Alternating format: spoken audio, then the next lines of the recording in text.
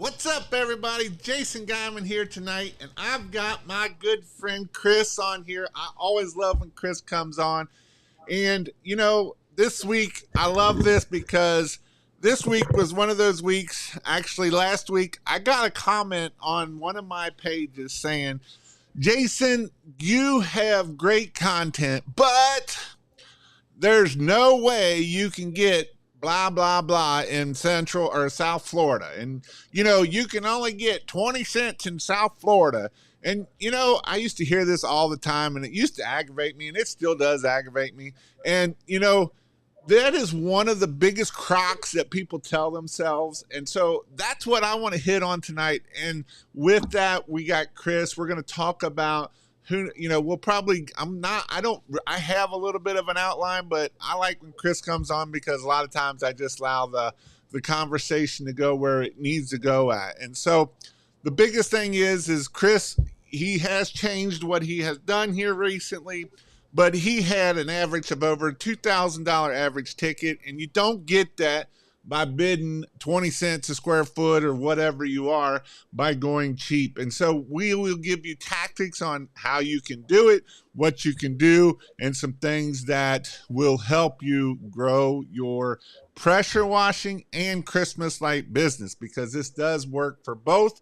And so it is just something that I want to help you guys grow your business. And again, like I said, I always love when Chris comes on because it's a great conversation of what you can do to grow your business.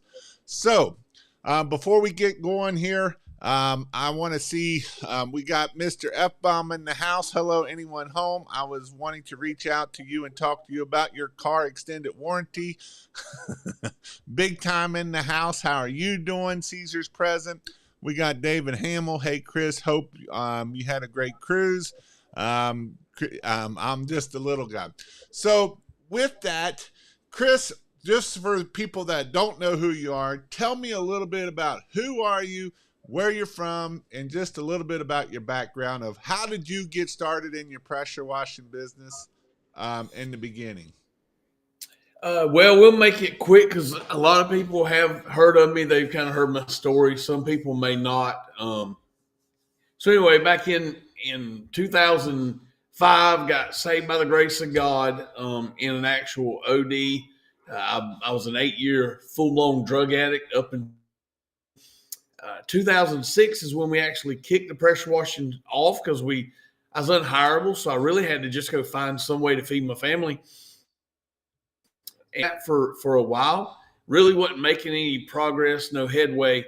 And all of a sudden, I was like, okay, I need to do something. So 2010 come around, we actually went into the corporate world. So we started with Pepsi and grew in Pepsi really, really fast, learned a lot in Pepsi, was there for almost 10 years and went to all the management training classes, all the sales training classes, behavior training classes. Any class they would give, I would take the class. And so in 2019, I still had the pressure washing company, and it had really never done a whole lot, no more than 10 to 15,000 a year max, because it really just was a side hustle at that point. But I kind of got backed into a proverbial wall, and Pepsi said I was actually unpromotable. I had topped out in the company, and I couldn't go any higher without a degree. And so I made a decision in 2019 to leave Pepsi and go full-time exterior cleaning. So that's what we did. And I took all the knowledge that I had learned from Pepsi and poured it into the cleaning company. And we grew over 68% over the next 5 years. We did a little over 100,000 year one. And then we grew to over 600,000, by year 4. And we just grew. So definitely ran a great company. It was a wonderful ride. Me and my wife were just talking about it tonight, and she's like, I really miss Rivertown Pro Wash. And, so now that I don't wash anymore, now I do full-time coaching, training, and speaking. That's a whole nother world. So I'm learning a whole new trade now, a whole new craft. So I'm just about advancing and learning and growing and pushing yourself to limits that you think you have and push beyond them. Awesome. So tell me, so obviously when you started out a long time ago, your average ticket was probably $200. How did we go from, well, yeah, how did we change? What was the, I'm going to give it away without giving it away. What's the number one mindset that you have to change to believe that you are able to go from a $200 average ticket to a $2,000 average ticket? Well, first, you've got to believe in you. You know, and it's like, what are you worth, right? And so if you don't have a self-worth that's above status quo, you're never going to believe you can accomplish that. And one thing that Josh Latimer teaches, and it's a great principle. And it's almost the same thing that John Maxwell teaches as one of my coaches that I have, is it's almost the law of the lid. So like Josh teaches it like this. So you've got a comfort zone of where you feel comfortable. And so if your comfort level is $5,000 in the bank, you're fine as long as you've got $5,000 in the bank. You don't really push yourself to do any more. And it's like John Maxwell's law of the lid. You know, as long as you're comfortable under that lid, you don't really try to take the lid off. But when you fall down, so if your comfort level is $5,000 in the bank and you're comfortable there, when that drops to $1,000, all of a sudden, Jason, everybody knows how to make $5,000 and they do it relatively quickly. Well, if you want to raise your prices, raise your comfort level. Make the $200 average ticket uncomfortable and normal that you're going after $1,000 average tickets. Make it normal that, like, honestly, the mind shift of me when I was doing $150 houses, $80 houses, when I started progressing up in years 3, 4, and 5 and really focused on high ticket sales, I would go quote a regular 1,400 square foot house, and I knew walking up to the house that this was going to be a $1,300 house wash. Like, it's a standard cookie cutter home, and I knew that was my base price. And everything from there up, $2,000. But I knew the base price was $1,300. But Chris, you can't get that in my area. Well, come to my area. Because I'm in one of the poorest states in the country. I mean, right next to some place in Tennessee. There's not a lot here unless you're in Columbia, Charleston, or Wilmington. There's not a lot in Conway and Myrtle Beach. There's little teeny pockets of deep pockets. But Chris, you don't understand. We have all these competitors here. So competitors, I'll tell you what you are when you think about competitors. You're the only competitor you have. See, if I can beat my best, then I've bettered my best. See, I can't compete against other coaches. I can't compete against other speakers. I never competed against other exterior cleaners because you really don't have competition, especially if you do a few good things good.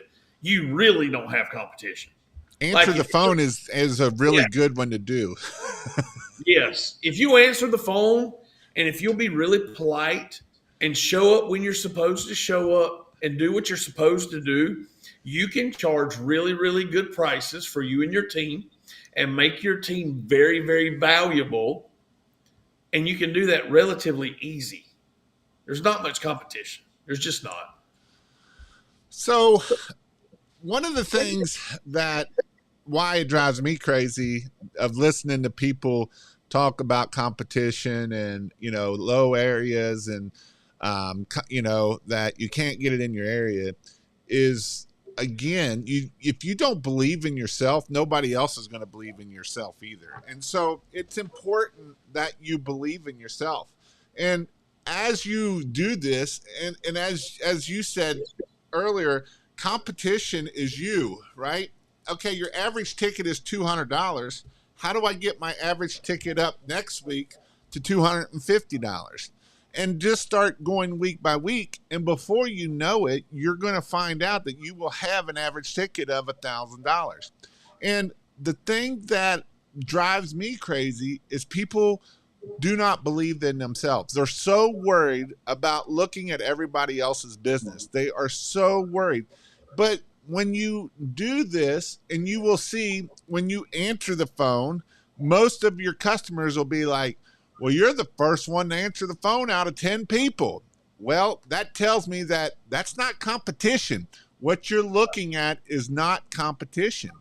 And when you do this, this is how you will succeed to fail. Because when you're worried about everybody else's prices, when you're worried about everybody else's thing, this is what happens to you. And here's the deal.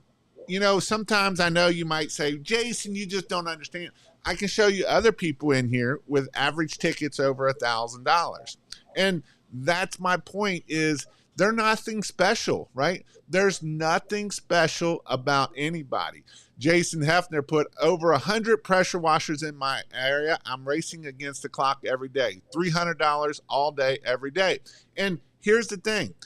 Jason came to me when I started coaching him. He was in that mindset of, Jason, you can't get that in my area. You know, and that is a mindset that you have to crush. And you know how Jason does it? He listens to motivational speakers every day. He listens to YouTube and different things to tell you that you can do it, right? Because if you don't believe that you can do this, you're right. You're 100% right. You won't get it. You won't get it. So one of the things that I like about and how he's able to do this, if you want an average ticket of $2,000, you don't bid $2,000, right? And so how do you come up with packages to be able to get us a higher average ticket? So I put a video out the other day on Facebook about packages, and I'm gonna put another one out probably this week. Here's the way I feel about packages. Okay, are you ready? Because this is gonna be really, really, really direct. If you wash roofs and you don't quote the dirty roof, you're a crook. If you know how to clean out gutters, and that's a service you offer, and you don't offer that to your prospect or your client, you're a crook. And the reason I say that is because it should be criminal negligence to know you have a service that can help somebody and you neglect to give it to them because you think they won't buy it. That should be criminal negligence. Because if you will offer everything you do for your customers, you will become the hero of their life. You will help them in ways that they didn't know you could help them. See, they may not know you wash roofs, but if you'll actually let them know you do it, and while you're washing the house, we can treat the roof, and we can put a soft wash with a chemical detergent on your roof to give you a 3 to 5 year kill ratio, and do it every 3 to 5 years, and it's 100% kill, 3 to 5 year warranty. They don't even know that exists unless you tell them. They don't know that you can spot free rinse their windows unless you tell them. They don't know that you can remove the rust off the side of their vinyl house because it's been there for 8 years, but you know how to remove it. And all you got to do is offer it. So guys, the whole theory behind it is to make offers. If you'll offer your services to people, they will gladly pay you in Benjamins. What about, because this kind of goes that same thing, you know, a lot of people don't realize the value, right? Value-based packages and how the value can definitely help you add value to it. So let's talk about that a little bit. Give me a little bit of what do I mean when I say value, or what do you mean when you say value? Not value cheap price, but value as we are value stacking the customer. All right, so when you clean the roof, when you put a price on the paperwork, and you've got on there the roof wash, the house wash, the window cleaning, the concrete cleaning, the rust removal. When you do that for somebody, you're creating value. Now, if you're going to the customer and you're actually trying to go for price, you're in a race to the bottom.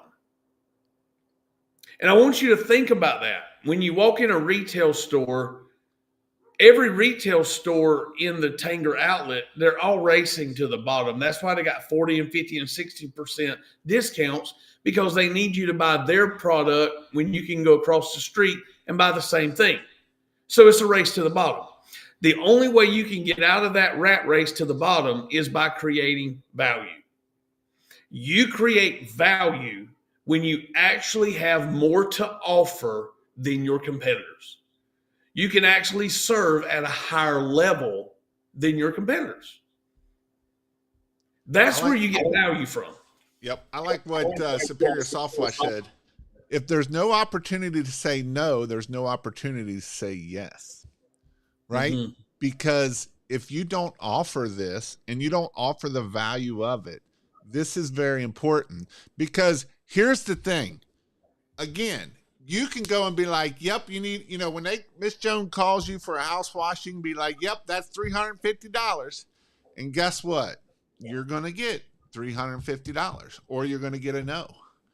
But if you're like, hey, Miss Jones, we can offer this, we can offer this, and we can offer this, and it's a low price of only $2,000, when can we get you signed up? Right? Because now she'll be like, whoa, that's too much. Okay, well, we can knock this off, and now we're at $1,500. So now we just took a $350 house wash to a $1,500 job. Now, I get it. It's not always easy for some of us people to do this. And here's the thing. And this is a mindset, and this is a great book from E-Myth. A lot of us are technician mindset. We have the technician mindset. We have the mindset of wanting to know how to do everything, right? We want to know how to do it backwards, forwards, what chemical we need to use, what lights we need to use. These lights are better. And I can ask some of you and you can spout it all out just fine. But when we go to talking to customers, you don't know how to talk to a customer to save your life. And so this is very, very important. This is probably one of the best skills that you can have. And actually, I was listening to, who was I listening to? A great speaker, a great podcast the other day. And I want to pull it up because I want you all to hear it too. The Ed Mylett Show. And he talks about the number one skill that you should have is the skill of influence. Influence and persuasion is the number one skill that you should be able to have, because it's important that you can influence people and persuade them into buying what you need. Now, I'm not saying to rip people off.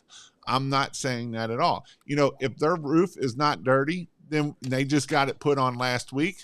We don't need to sell them a roof cleaning. That's when you are crooked and ripping someone off. But if their roof is dirty, then definitely we can do that. And so with that, it's one of the things that as I see people that struggle, and as I see people that businesses go out of business, financial is the number one reason why businesses go out, right? Because they don't charge enough. They're in a technician mindset, and they don't know how to get out of that mindset. And so as you are growing your business, and as you, Chris, was going from the $200 to the $2,000 average ticket, what was the one thing that, and I'm going to say what I'm going to kind of hint it to you, when you went to a class, how did that change your thinking from a $200 mindset to a high ticket mindset? All right, ask me that one more time. When I went to a class. When you went to the class in 2019 and you got around like-minded people, basically, to make you start thinking it versus being by yourself and I don't need no help and blah, blah, blah, blah, blah. Yeah, so that's how I was. I didn't even know all this stuff existed until 2019. But when I went to my first PWMCA in Myrtle Beach with Jamie Smith, I was hearing people like Raymond Burt, Pat Clark, and they're like doing 800,000, 500,000, $1 million. And I'm like, hold on a minute. This can't be real. And so as I started learning, I started understanding I never could grow my business at the prices that I was charging. And so I had to immediately shift. So we shifted, and it took me a couple years, to get it up to the $2,000 average ticket. Don't think that's super easy to do, because I'm not going to sit here and make you think that everybody can do that. There's probably less than 3% of all pressure washing companies in America that can do that. There's not very many that are going to get an average of $2,000 ticket. The Lord blessed us extremely well. And so I'm not going to sit here and make you think that just because you're hearing what I'm saying that you can just go do it, okay? I'm not going to do that. That would be wrong of me too. But I will tell you this. There's no reason you can't go get $1,000 to $1,500 average ticket in the next 12 months. That is 100% doable anywhere in this country, and really with very little sales skills. Now, I have a lot of sales skills.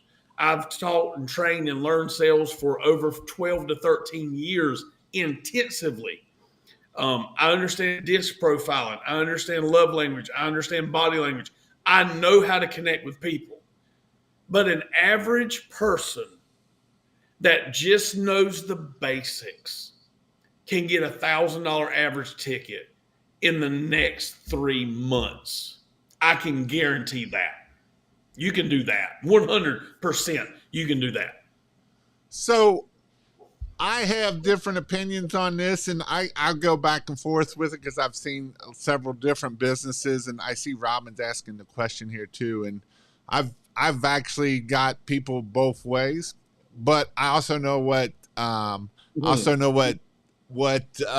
I'm going to bring it back around to this here. But Robin asked, what's the basically in-person quoting versus online quoting? I'm an in-person quoter, and I know there's a lot of people on this podcast, on other podcasts throughout the country. I fully understand who I'm talking to.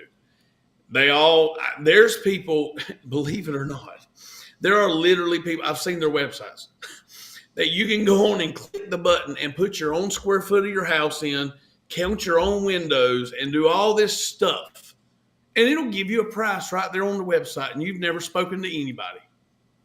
I think that's incredibly crazy. But that's just me. If I had an opinion, I'd probably keep it to myself. But what I will tell you is this. Over the phone quoting, internet quoting, and AI generated conversations will never beat an in-person salesperson ever. It'll never happen, because the connectivity and the relationship is what's building the business for years to come. Now, if you want to do transactional sales, that's over the phone, that's AI generated, that's non-relational. But if you want to build the relationship where you've got a client that's going to give you year after year service with their grandkids, their kids, their nephews, they're going to refer you out, you start that at the ring of the doorbell, at the kitchen table. You build the relationship. Now, that's my personal opinion, and that's the way we did it. It's not the only way to win, because Jason did over the phone quoting and won big too.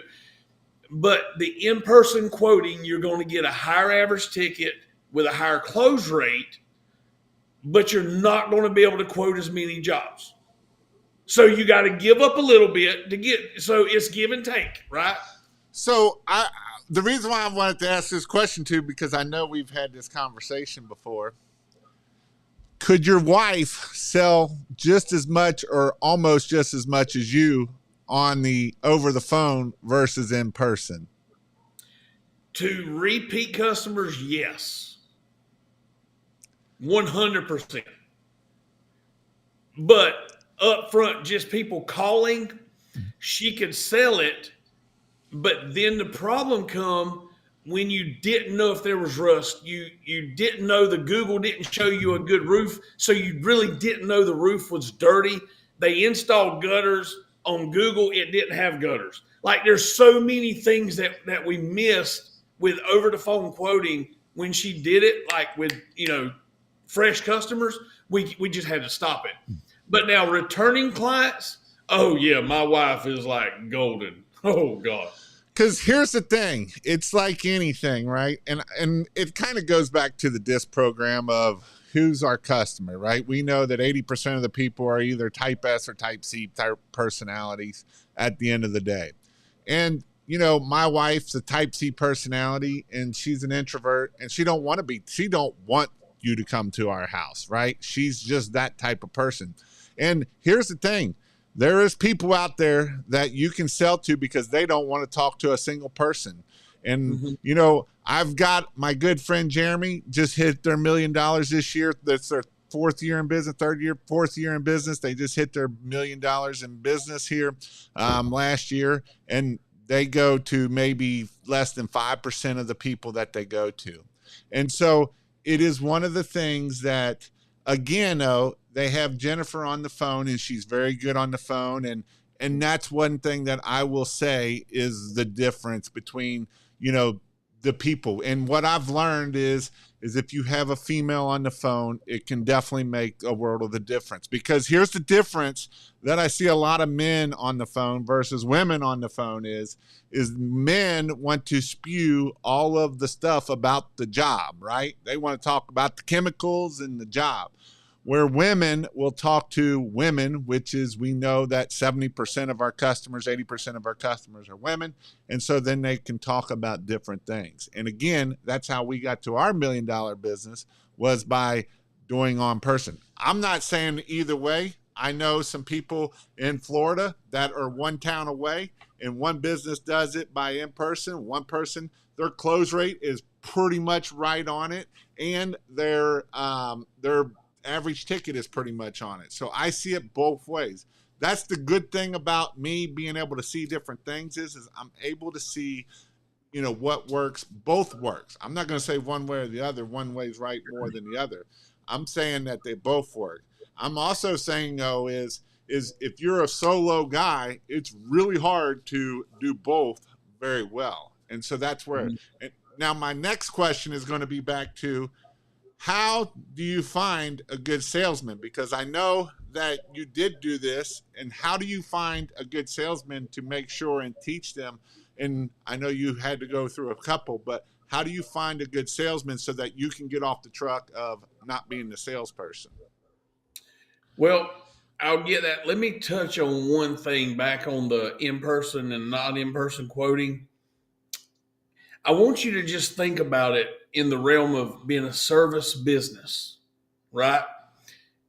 And in the service business, I want to serve at a higher level. And so if I come to a job to quote a job and everybody else has quoted that job over the phone, I will win that job 100% of the time. That is a guaranteed fact. And I'm going to do that because I'm in person and I'm going to connect with that person and I'm going to make that person feel a way that you never could make them feel on the phone. Now, that's just me, though. Everybody can't do that. And if you're on a truck solo operator, you probably need to quote some over the phone because your time is very limited. And unless you're going to take a day or two off a week, right? And just go quote all day. Then that limits your clean time to only 3 days a week. Then you're limited on income as well. So it's a catch-22. There's 100 ways to skin a cat. Pick your way. and make it effective. That's all I'm going to say. Just make sure you're serving the customer at a high level. Now, with the sales guy, okay, you need to understand personalities when you're hiring a salesperson. Because if you hire the wrong personality type, they're not going to be a service to you. And it's really a bad disservice to them because they're going to feel defeated every week. You know, and you don't want your salespeople to feel defeated because they're not good salespeople. So you need to hire, number one, you need to hire the right personality. You need to look for somebody that's really outgoing. They don't have to be extrovert because actually introverts will outsell extroverts. That's mind blowing, but that's a fact. So they don't have to be like out of the box, jump on the top of the table, and they're the life of the party. That's not what I'm talking about. They have to be the type of person that tries to persuade you on everything that they love. They will tell you all about it, and they will tell you how great it is and make you want to buy it. When you meet that person and they've got a great personality, that's a good salesperson. You need to grab them, whether they work at Taco Bell, Food Line, I don't care where they are. You can tell when you've met a good salesperson. They're going to connect with you really, really quick. Headhunt them, get them, and then teach them your ways of how you actually sell, and then let them do it their way. So, because I don't want robots, right? But I do want people to have a line that they stay on track. But I went through a couple of sales guys. It was a horrible experience. and then the one sales guy that really took off for us, it broke my brain. He could close people just almost as good as I could. Really, honestly, he started out, and within 3 months, he was averaging $1,200 to $1,500 average tickets, and it was mind blowing to me. So they're out there that can help you, and I'm going to recommend if you're starting your business. On the chat while ago, saying that they were just getting started and they were ready to jump off the bridge. Grab 2 salespeople on your way down. Don't grab an operator. Don't grab an office manager. You grab a salesperson on your way down. And you let somebody start helping you sell right out the gate. That should be your first hire, is a salesperson. Because if you can get leads coming in and you get somebody that can close them, you'll never run out of work. Sales reps are the number one hire if you're starting your business. I'm telling you, trust me, do it. So as we go, I seen Robin put here, and here's the thing about Robin. He's actually, he was my competitor back in the day. So I had Robin as one competitor. I had Benjamin as another competitor.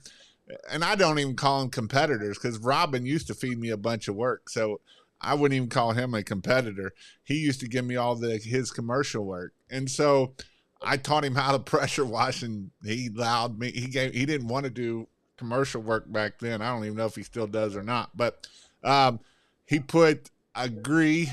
Where did it go? My computer's being retarded. He put agree. We don't do in person. We land at 72% of our new customer estimates need to raise prices. Do I feel like we are missing upsells? Yep.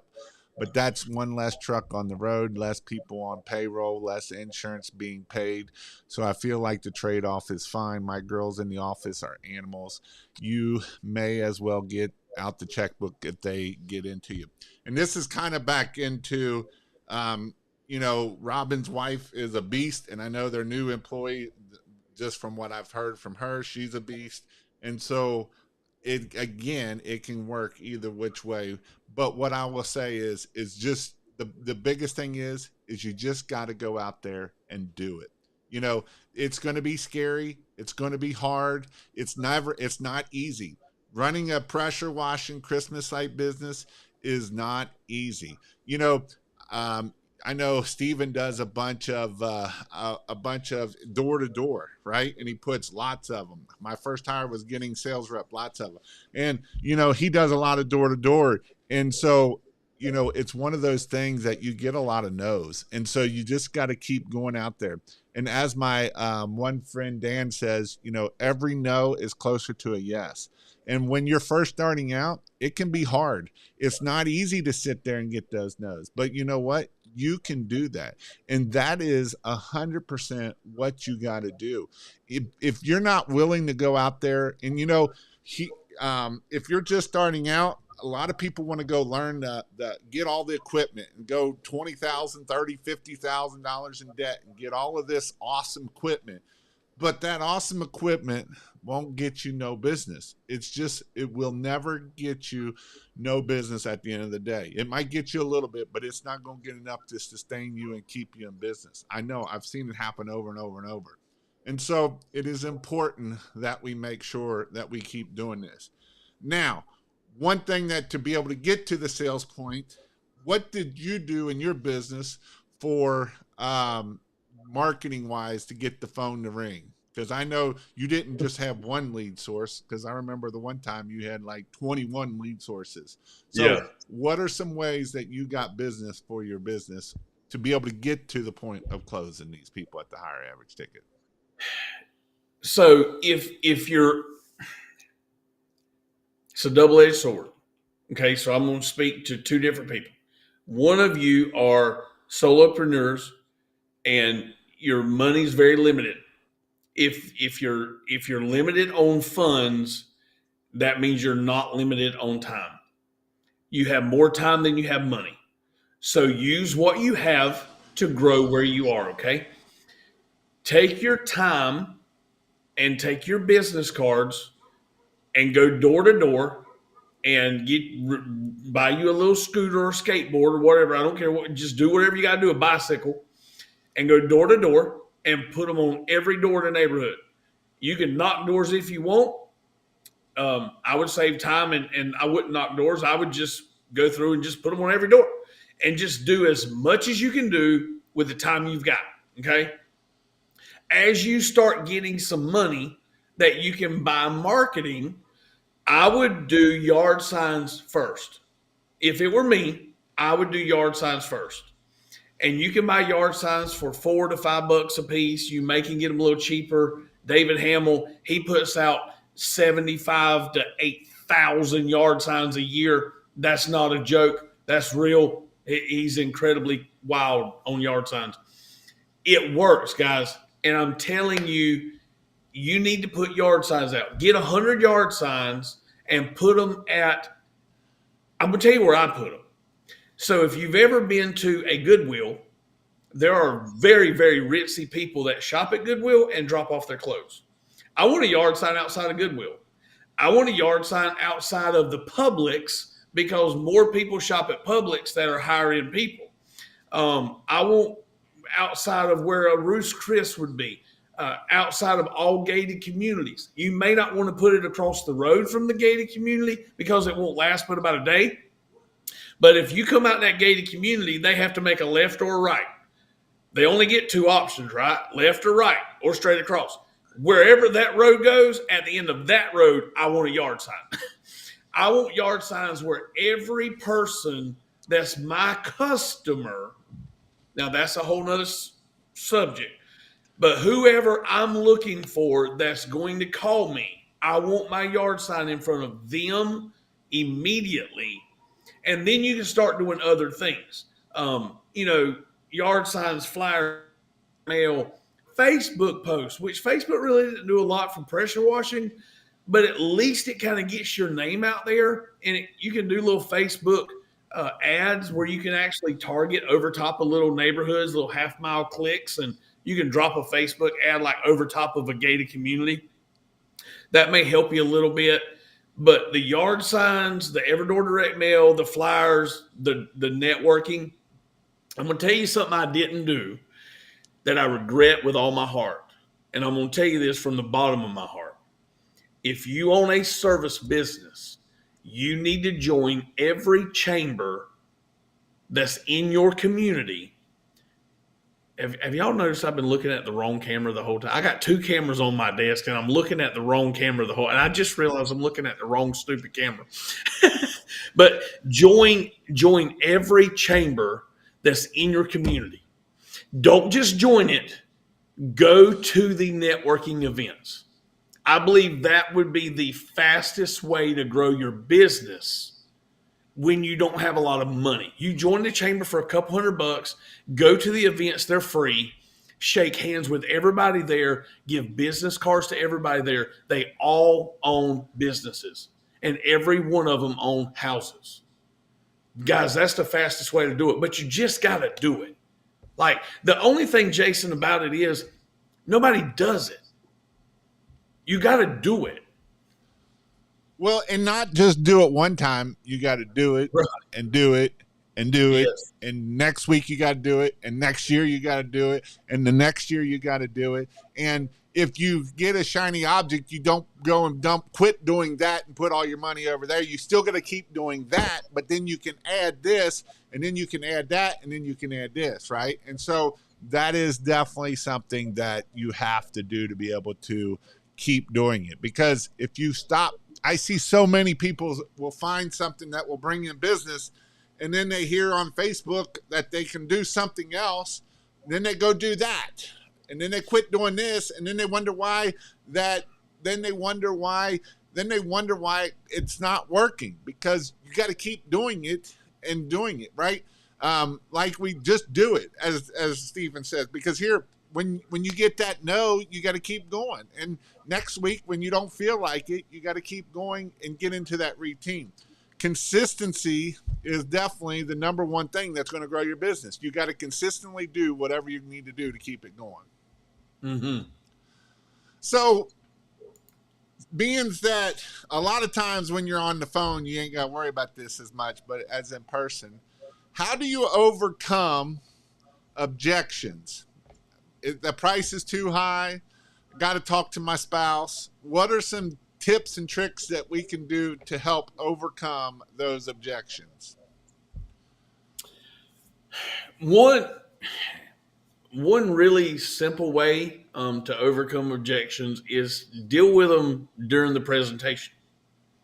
And this is where more in-person quoting kind of helps, because you can slow down the process, where over the phone quoting is kind of rapid fire, because people are on the phone, they're not wanting to stay on the phone 30 minutes. See, at my sales presentation, it can take up to 45 minutes to an hour just in conversation. It's not fast. I take my time. And the objection overcoming starts when the doorbell rings. So I'm asking them up front, why'd you call us out? What seems to be the part of the house that really, really pains you?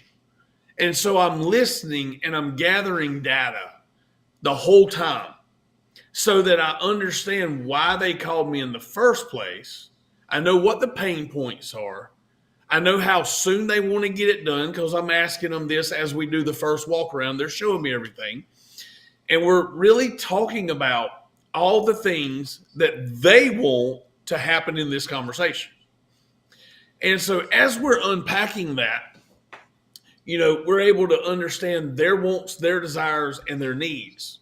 And so when we get to the kitchen table and we're actually talking, when an objection comes up, I look at them as an opportunity. So anytime we get an objection, I've gotten objections. I've gotten a bunch of objections. I've gotten a bunch of sales I didn't land. And here's what I've learned. Every time an objection comes up is something that you didn't explain properly, or they're just not wanting to buy at the time and they're trying to get out of it. I want you to understand one thing about objections. The first 1, 2, and possibly 3 objections that you get are all smoke screens. They're all lies. Buyers are liars. So when they say, I have to talk to my wife, that's really not true. And if it is true, I'll find out. But usually that's just a way for you to get to go because you know they can't make the decision. One way we overcome that decision is right at the doorbell ring and at the phone call. Hey, we need both parties there, you and your wife. That way we can sit down and have a conversation together. And then when I get to the door, hey, so is Miss Mary here with you, or is it just you? It's just me. Well, when would Miss Mary be back? Probably about 5 o'clock this afternoon. Well, you remember on the phone we talked about having both of you here? Oh, well, I can make a decision without Miss Mary. Okay. So you can like seal the deal. Like when we're done, like you can make a decision. Yeah. That objection will never come back up. I just dealt with it at the doorbell. And so just what I challenge you tonight. I know we're running low on time, but write down all the objections that you currently get, whether it's price, whether it's timing, whether it's they just don't like you, whether it's I got to talk to my spouse, whatever the objection is, write down the whole list of them. Then I want you to prepare your sales speech, your presentation, and deal with those objections throughout the presentation. Go ahead and deal with them. And when you get to the end, you can literally say, now, is there anything that you would want to ask that I hadn't went over that you would want to know more about? No. Okay, fine. And just turn the paper around. Well, here's option A. So all we need is 20% down today, and we can be here by next Friday. Boom, done. Did that help kind of a little bit? Yeah. I mean, someone can take that and go after these objections, because the worst thing you want to do, and I've seen it happen more and more times than I hate to say, is they get an objection and they'll say, okay, and then walk out the door and not even hit it, right? Yes. Yes. And I'm saying that, and it's not even funny. You know, I do enough marketing for people, and I listen to it on the phone, and I hear that more times than I can say I would like to hear it, right? Because it's just you're not been trained. You don't know what you don't know the things that you should know that will help you get better at this, right? Because you know, I always try to put up books of the week, and I always try to do different things for you guys to help keep you. I gave you all a podcast tonight that can help you. And, you know, it's one of the things that I'm here to help you grow your business. I want you to be successful. I want you to get to where you need to be at, or where you want to be at, because you are an amazing human being and you can do amazing things. You know, I see a lot of people believe that they can't, and they were told as a kid that they couldn't do something. And you know, what is it? By the age of time you're 7, your brain will start telling you later on what people told you when you were 7. And so if you were told that you're stupid, or you especially, we know that most entrepreneurs were C-type person, or they were getting C's in their classes. And so that means you're not the brightest in the bulb of when you were in school, but you can do an amazing thing for the side of an entrepreneur. And so these are things that you have to overcome, and you have to tell yourself. It's back to what I was saying with Jason is he listens to motivational speeches every day. So that way it's getting into his brain that he is awesome and he can do it, and he is amazing, and you are awesome and you can do it. And if you don't believe that, then nope, I can't push it into you, and nobody else can push it into you. But you have to start listening to it so you can absorb it, and you start believing what you hear, and then you can go out there and you will be able to ask for higher prices. You'll be able to ask for the $2,000 average ticket, or just a $2,000 ticket. You know, I know people that have never given out over $1,000 ticket, and then they wonder why they've never gotten over $1,000 ticket. It's like, well, have you ever quoted that? Well, no, I don't know what would be to get me there. Well, that's part of it. You know, when I see people send me, or, you know, they comment on my videos and say, Jason, that sounds good, but you can't get that in South Florida. Well, you believe that. And if you believe it, guess what? it's true. You're right, 100% right that is true. But you can overcome it, and it's not something that is, going to happen overnight. It can if you start believing and you start doing the things you need to do to believe. And the first thing is I know it, because what'll happen is they'll say, well, Jason, I tried that and that didn't work. Okay, how many times did you try it? Well, I tried 2 times. Well, guess what? We know that I can show you the people that I talked about getting to $1 million, their close rate is 30 to 40%. So guess what? That's 6, 7 no's to 3 to 4 yeses. So you got to go out there and get the no's. Every no, you're closer to a yes. And that's how you're able to do it. And when you do this, it's amazing that what you can do and what you can accomplish.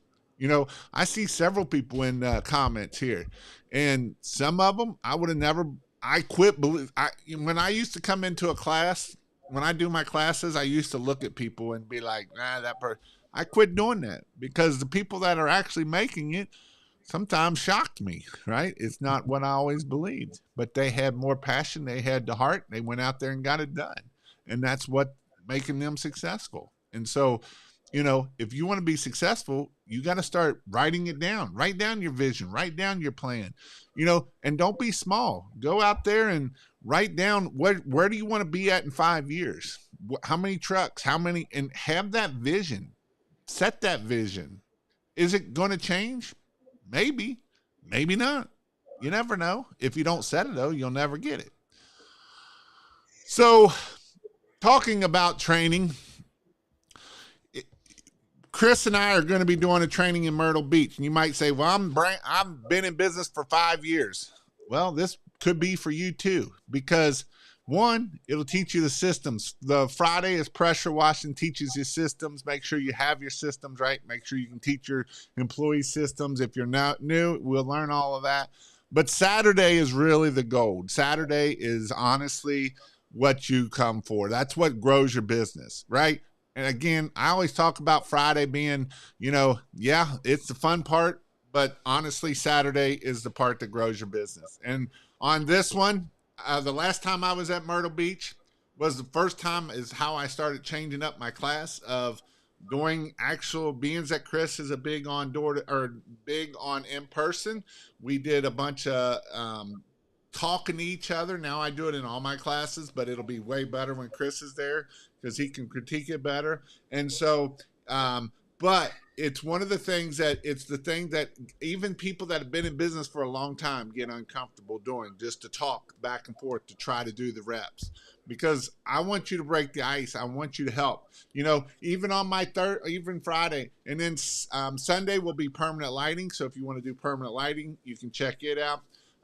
Also, so if you want to learn permanent Christmas lights, you can check that out. So Sunday is permanent Christmas lights, Friday is pressure washing, and then Saturday is all day there. We give you all the meals. We'll be there for lunch. I think we're going to do dinner. So it's at Chris's in his garage where he's at now. And so it is definitely something that I will promise you it will set you apart. I always tell people is if I want you to be able to 10x this, and you should be able to do 10x no problem. And one of the things that I've learned, and as Chris said earlier, when you get around smart people, honestly, it's fun to come to these classes. That at my own classes, I've got to meet some pretty awesome people coming for the permanent lights, people coming for different things. They own a different business that's doing $5 million, or they're one of the biggest Christmas light business. And so the networking is probably one of the best things that you can do for this. So whether you're just starting, or maybe you want to learn how to do sales better, maybe you want to grow better, and you want to come for the Saturday and maybe the Friday to learn how to do the things that you probably need to do in order. That is what we're going to be doing in February, I believe it's February 8th, 9th, and 10th, I think. It's that Friday, Saturday of that. You can go to kpwtrain.com. It'll take you to that page that you need. Or if you're on the Christmas Light site, you can go to christmaslights.io/IPT, in-person training. So, Chris, what do you have to say about that? I say get in the room. Um, get in the room, because here's the reality. If you're not in the room, you can't learn the thing. And it could be one thing. You could learn one nugget, just one nugget that could give you $100,000 ROI. And you can't learn it if you're not in the room. Things happen in the room. Like the event I had in October last year, it was my first ever growth conference 2024. We had about 10 people there. But day 2 of the event, I taught a little thing on disc for like an hour. And after lunch, everybody in the room wanted more of that. And so I threw the whole script out, and we did a sit down table talk for 4 hours on how disc works and how to actually use it in your business. And that was the most dynamite thing that everybody wanted when they left that room. And so you never know what you're going to get when you're in the room. You just never know. So I'm going to say, come to the event. It's at my place. It's nothing spectacular, but we're going to have a good time. We're going to grill out some food. We're going to have some really, really intimate conversations. We're going to help you transform. That's the whole goal of doing this. I want to see you transform, and I want to see your life be better because of being around us and us around you. I want my life to be better because you were here. I want to learn something from you. And so we need each other. I just say come to the event, get in the room, be open-minded, and be willing to learn.